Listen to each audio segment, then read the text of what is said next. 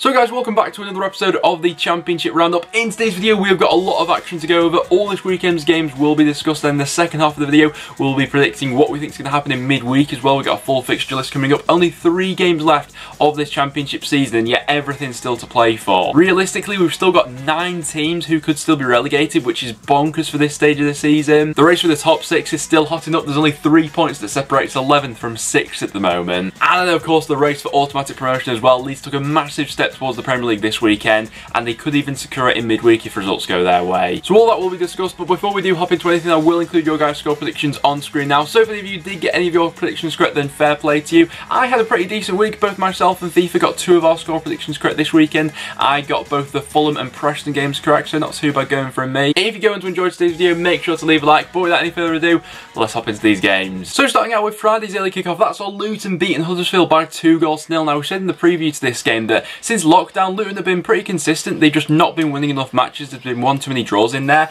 It was a fantastic 3 points in this one, and for Huddersfield, had they won this one, they'd have almost been home and dry for the rest of the season. You could say they've been on 50 points, but with Luton winning this one, the relegation battle's just flown wide open once again, really. With 3 games to go, it's anyone's guess at the moment who's going to be staying up. Luton's next fixture as well, up against the QPR side, who seem to have clocked out for the season, so another good opportunity for them in that one. But for this one, the first goal coming from Sonny Bradley, poor marking from the corner from Huddersfield. It was Schindler who was on Sonny Bradley. Bradley got the wrong side of him. Probably the tallest player on the pitch is then able to win a free header. Makes it 1-0. And given what was at stake for this one, Huddersfield were really poor. Whatever goes on to happen for the rest of the season for Huddersfield, there's going to be a big rebuilding job there over the summer. I think ultimately Huddersfield could end up being saved by the fact that there's probably going to be 3 more teams that are worse off than they are at the moment, because they've not covered themselves in glory so far this season, have they really? The second goal then comes from a Luton Town break. Huddersfield give it away quite cheaply. Collins smashes against the post, and then Lee with a fantastic finish makes it 2. The result lifts Luton off bottom, and their next 2 matches are up against QPR and Hull. Big opportunities for points to being picked up there. And then next up we have Fulham beating Cardiff by 2-0. That race for 6th spot at the moment is absolutely bonkers, isn't it? 3 games to go, and it's anyone's guess for who's going to make it in the end. Luckily for Cardiff, they do still remain in the top 6, but that margin has been chipped away at a little bit by a couple of clubs. But for this one, Cardiff were looking pretty decent. They started out fairly well for this one. They were keeping Fulham back. However, the game-changing moment was the penalty in the first half. It was Sanderson who had Mitrovic. He pulled him a little bit. Mitrovic made the most out of it, I'd say, but you can see why the referee's given it. It was silly from Sanderson, really. And then a great taken penalty from Mitrovic into the top corner makes it 1-0. Even if you would argue that that penalty was soft, I think everyone would agree that Fulham should have had another penalty in the second half anyway, so it sort of balances each other out. Cardiff probably went closest when Joe Riles hit the crossbar. Fulham went quite close as well when Bobby Reid hit the crossbar, so both sides were testing each other. Alex Middleditch with a brilliant save from that chance. But eventually, as soon as Fulham made it 2, that was sort of the clincher for this game. Josh Onomah in the 66th minute with a very nice finish, actually. Fulham are looking to end the season as strong as possible. Cardiff just about, for the time being, holding on to that 6th place. And then we had Reading beating Charlton by 1-0. Now some big decisions went against Charlton for this game, but we'll start out by talking about Reading, who took the lead after just 3 minutes in this one. Really nice 1-2 give and go between John Swift and Rinomhota. Rinomhota gives the ball into Swift, makes the run into the box, then Swift picks him out brilliantly. The ball goes through about 3 Charlton players. He's bundled over then, and Reading have a penalty, and Puskas tucks it away for his 11th goal of the season. After that, though, there is quite a bit of controversy in this game. We've spoken about it a lot throughout the past few years, really, on the channel. The inconsistency among officials at this level, it is quite staggering, really. Charlton had a brilliant chance to get back into the game. Chuck Sneaky had the ball in the back of the net, but it was ruled out for offside. Now, watching it like in real time from the actual camera angle, the main camera, it looked to be just about offside, but then you see the camera angle behind the goal. It's very fine margins, this, but he looks to be just onside. Obviously, if Charlton score that goal, it's a completely different game then, you know. The confidence is back. They look on to get that winner. It doesn't happen like that there. Saying that, though, Charlton did have some other great chances to get back into this game. It just wasn't quite happening for their forwards in this one. Morrison for Reading was absolutely brilliant. No player made more blocks than him this weekend in the Championship. And then more late controversy as Charlton had the penalty appeal waved away late on as well. Quite similar circumstances to the one Reading were given as well earlier on in the match. Ultimately, that's going to be quite the blow for Charlton, whose next games are up against Birmingham and Wigan. More massive matches coming up. And then we have Brentford beating Derby by 3-1. I mean, some of the football that Brentford are playing at the moment, I would go as far to say it's some of the best we've ever seen in the Championship. The intricacy, the movements off the ball, the build-up play, I mean, how they worked that first goal was absolutely superb. The link-up between Ben Rama and De Silva. De Silva, actually, someone who I think's gone quite under the radar this season. Everyone in that Brentford squad's pulling their weight at the moment, but De Silva especially. He's someone who's got it in him to go all the way to the top. 9 goals, 4 assists for him this season. An absolute bargain. Watkins finished off the first goal well, and for the first 20 or so minutes, Brentford were in complete control of this one. To be fair to Derby though, they did grow into the game, and it was a nice finish from Knight to get them back in. They went in level at half time, but the game-changing moment, and when the momentum shifted again, was that awful mistake from Ben Hamer. Where would Derby be this season if they had a half-decent goalkeeper? Probably in the top 6. Ben Rama doesn't need any help scoring, and it was, you know, a very manageable shot that he had from the edge of the box. Hamer lets it squirm under him. It was an awful mistake. We've all seen it, I'm sure. So he's helped by that one, but the second Ben Rama goal is just different gravy. It's unbelievable. The run from the left-hand side, cutting inside, bending it into the far post, that one was unstoppable, and it was just a brilliant all-round away performance against another side, you know, who's chasing the top 6 at the moment. Brentford just aren't letting up at this point, and with West Brom dropping points as well, things are going to get very interesting around the top 2 over these next few days. So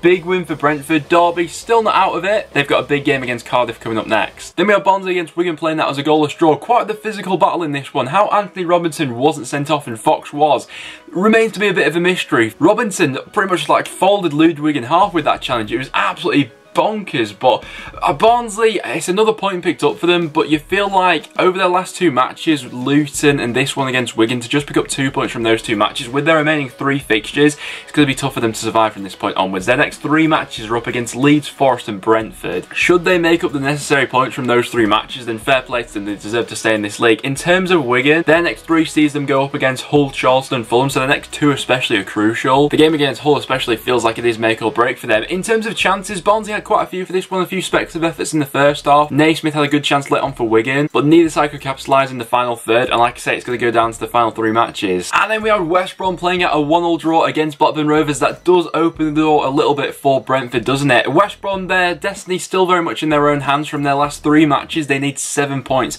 to secure promotion. Their next one's up against Fulham, so that one's going to be the real test of character, I think, because in all honesty, I do see West Brom winning their last 2 matches against Huddersfield and QPR, but that one against Fulham, we'll see what they're made of. But for this one, a great spectacle. West Brom started out really well, brilliantly worked a goal scored by Kravinovic. Austin picked him out really well. Moving into the second half, they continue to have chances and things like that as well. However, fair play to Tony Mowbray. His substitutes in the second half on the 60-minute mark completely changed the reflection of this game. Davenport, Gallagher and Rothwell especially all had a massive influence on this game. It was Rothwell with the equaliser just 2 minutes after he was introduced. Sam Johnson with some fantastic saves. Made one brilliant one in the first half from Danny Graham. Saved a one-on-one from Davenport in the second half. And then Kyle Bartley had a block on the line as well. So it was a bit of a scramble to the end of this one where, like I say, Blackburn had the better chances. But for West Brom to hold on to the point, in all circumstances, 7 points from your last 3. The pressure's on, but West Brom are very much capable of that still. And then we have Millwall beating Hull by 1-0 thanks to a fantastic strike from Ryan Leonard. An absolute thunderbolt into the top corner. Definitely one of the goals of the weekend. But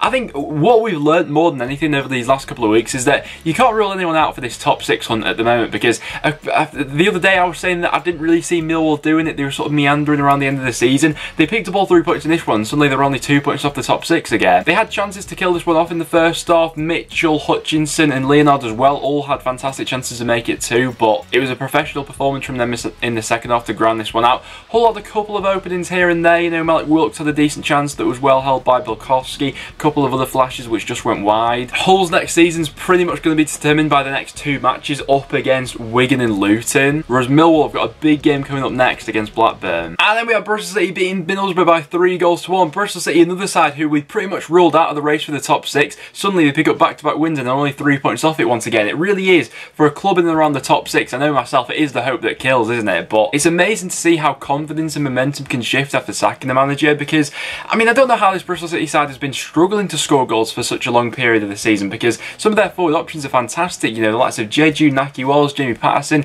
Vyman buzzing in around. It was Nahki Wells with the opener with an absolute beauty to give them the lead. Jamie Patterson makes it 2 before half time. He's just scoring belters at the moment, isn't he? That free kick last week, and then this one, a finish from such a tight angle, brilliant strike. But in the meantime, Borough did have chances to get back into this one, but the quality in the final third, there was just a gap between these two. Wells then makes it 3 in the second half before Sonbalonga grabs one back for Middlesbrough. The result leaves Bristol City 11th, but only 3 points off the playoffs, which is mental. Middlesbrough at 19th on 47 points. Next we had North End drawing 1-1 with Forest. Not the 3 points that we're in need of, but as a football fan, all you can really ask your side to do is put 100% into a game. I think we did that for this one, and in the end I thought we got quite unlucky for not picking up all 3 points actually. Second half it just didn't quite fall for us, but Forest took the lead from the penalty spot. Lewis grabbing after 5 minutes.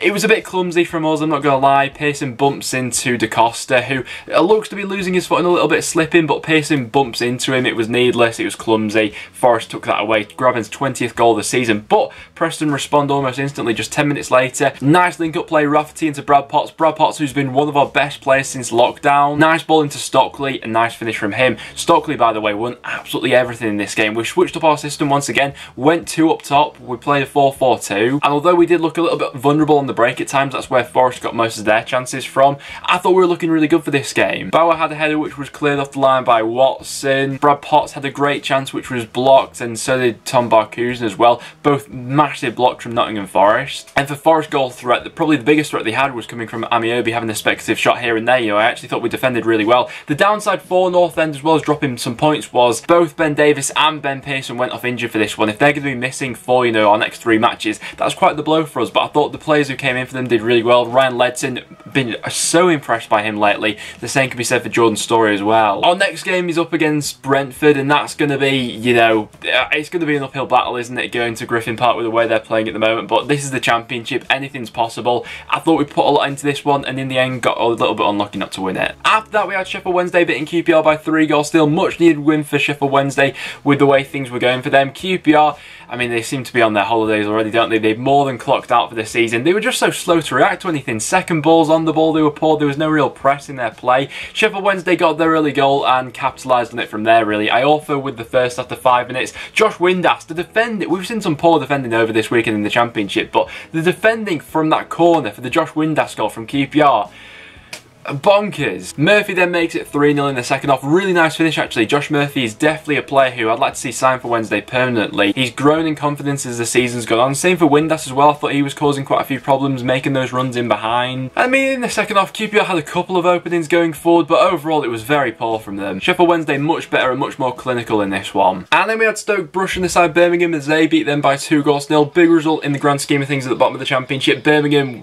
they didn't lay a glove on Stoke in this one, really. Adam Davis had literally nothing to do for this game at all, really, but really impressed by Stoke, and that's the nature of the Championship. You can go from getting battered by Leeds one week to producing a really good attacking display the next. They looked to go at Birmingham from the offset. This was a must-win in Stoke's season, and they went out and did that. They weren't hanging back for this one. It was a nice link-up between Nick Powell and Sam Vokes, where they nearly took the lead. That crashed against the crossbar. They did take the lead after 12 minutes, though. Danny Bath at the far post managed to make it 1, and then just before half-time, Sam Klukas with a fantastic bend and effort made it 2, and in between they had quite a few efforts on goal, which Lee Camp was just about level to. And then for the second half, the game died down a little bit. It was a professional performance from Stoke from then on to see this one out. Like I say, from Birmingham, it was poor. They parted company with Pep Clotter the other day, obviously, but not much change in this performance, really. The result lifts Stoke back up to 17th in the table on 49 points. And then to round things off, our last game of the weekend saw Leeds United beating Swansea 1-0. Last minute, Pablo Hernandez. There were some scenes at full time, weren't there? You could only imagine what it would have been like in the stadium in that away end had the fans been there, but overall, obviously, it was a great tribute to Jack Charlton and everything like that. The game was an interesting one because Swansea, they've been playing this 3 at the back system lately. I think it suits them quite well. They make themselves really hard to play against. And Leeds did have the chances, but it just didn't look to be falling for them. You know, Bamford had a couple of great ones fall his way, a 1-on-1 in the first half, a header in the second half, which I've got no idea how that didn't end up in the back of the net, but fair play to Woodman, made the save. And Swansea had their moments when they were going forward as well. Brewster and Gallagher both had chances, but it was always going to be Pablo, if anyone, that was going to win this one. Introduced at half-time, it was a brilliant link-up between him and Ayling. Ayling picks him out, and Hernandez, even though he's got, you know, the whole Swansea team closing him down, keeps his composure, doesn't just try and smash it like I think a lot of people would lose their composure in that scene. He makes it look effortless and just picks out the bottom corner. And like I say, the scenes at full-time were something else, weren't they? It does feel like Leeds have one foot in the Premier League now. They only need 4 points from their last 3 matches to go ahead and confirm it, and that's if Brentford go ahead and win all their remaining matches. Like I say, it could be a midweek as well. If they beat Barnsley and Brentford drop off against Preston,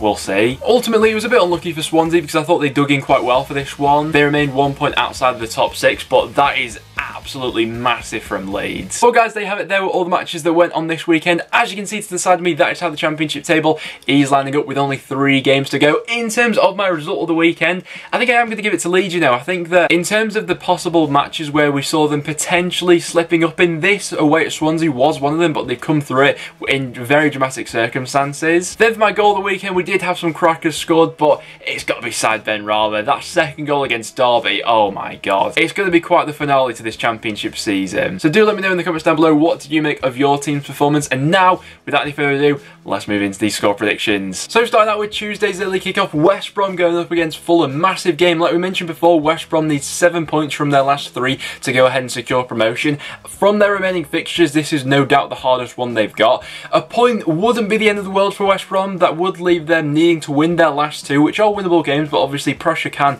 crack teams in the championship. Fulham are playing well at the moment though. They've got Mitrovic back now. It was an impressive performance against a good Cardiff side this weekend. I see this one heading towards a draw. I'm going to go for a 1-1. That would set up quite the dramatic end to the season, wouldn't it? Reading versus Middlesbrough. Reading, if they show up, I think could come through this one. They picked up all 3 points against Charlton in quite a controversial game in the end, but playing at home especially, they do create a lot of chances. Borough defensively will have to be on song for this one. I'm going to go 2-1 Reading in that game. Wigan versus Hull at the DW feels like a relegation decider. I think there's not going to be all too much in it between these two sides. I think it's going to be a very nervy one. With how both are playing at the moment though, I think that Wigan may just come through it. The defensive record's been very impressive lately. I see them winning it from a set piece or something like that. I'll go 1-0. Cardiff versus Derby, big game in, once again, the top 6 race. It's another one where I see it heading towards a draw. I'm going to go for a 1-1 in that one. Not much in it between those two. Luton versus QPR. QPR have checked out for the season, I think. Unless they come out with a result out of nowhere, which they could very well do, I'm going to back Luton for that one for a 2-0. Millwall versus Blackburn. Now, Millwall have a big opportunity here because, you know, I see once again Cardiff potentially dropping points against Derby. Millwall could seriously make up some ground in this one, but Blackburn can't be underestimated at the moment and could be flying under the radar. It was a really good performance, second half especially against West Brom. Away from home, they do pull it off now and again, don't they? They come out of nowhere, and I've got a feeling about Blackburn in this one. I'm going to go 2-1 Rovers. Wednesday against Huddersfield. Huddersfield really need to bounce back from this week, but Sheffield Wednesday seem to have, they're surely going to bring a bit of confidence from how they played this time around, putting 3 goals past QPR. I'm going to go 1-0 Wednesday in that game. Into Wednesday's games, we then got Brentford going up against North End. Now, Preston I thought played really well against Forest. However, we could potentially be without both Ben Pearson and Ben Davis. That will be quite the blow to us against one of the best sides in the league at the moment. Brentford were absolutely sparkling against Derby, but we'll see. I think that in terms of games where Brentford could potentially slip up, this is a possibility perhaps. Earlier on the season, we did beat them at Deepdale, but Brentford at the moment, I think they may edge us out. I'm going to go 2-1 Brentford in that game, and hopefully I'm proven wrong, because that would be quite the blow to our top 6 hopes. Bristol City up against Stoke. Bristol City seem to have their attacking mojo back. Stoke can go from 100 to 0 week in, week out, so we never really know. I do see Bristol City just about getting through that 2-1. Birmingham up against Charlton. Charlton are looking to right the wrongs of this weekend. Birmingham once again look quite poor this time round. That's now 4 losses in a row, and I think that it might be made 5 on Wednesday. I'm going to go 1-0 Charlton in that game. Big game in their season. Forest to go up against Swansea. I can see that one being quite similar to the game that North End had against Forest at Deepdale. I don't think there'll be all too much in it between these two either. I'm seeing that one heading towards a draw as well. I'm going to go for a 1-1 in that game. And then finishing off with Leeds going up against Barnsley. I'm going to go 3-0 Leeds. I think that they're on a mission for promotion at the moment, obviously. it could be affected by what happens in the Brentford game, you know, if promotion's possible in this game or not. But with the confidence that they've got going forward at this point in time, especially playing at Ellen Road, I think that Barnsley will look to come and dig in and defend. And sometimes that can, you know, work against Leeds. They can struggle at times to break down low blocks, but there's something about them at the moment. I'm going to go 3-0 Leeds. So sure, all of my predictions come true in midweek. That would be the championship table with 2 games to go. Leeds would be 1 point off promotion. The gap between West Brom and Brentford would be reduced to just 1 point, which would make things interesting. Bristol City climb up to 8th, just 1 point off the top 6. And then Hull fall down into 23rd with Luton climbing above them. So guys, we've still got absolutely everything to play for. If you did go on to enjoy today's video, make sure to leave a like. Get your score predictions in the comments down below for how you see things going over midweek. But apart from that will now wrap it up for today's video. If you would like to stick around for some regular championship content, then make sure to subscribe. Like I say, this next week or so is going to be absolutely bonkers. But apart from that, guys, thank you so much for watching, and I'll see you all in the next one.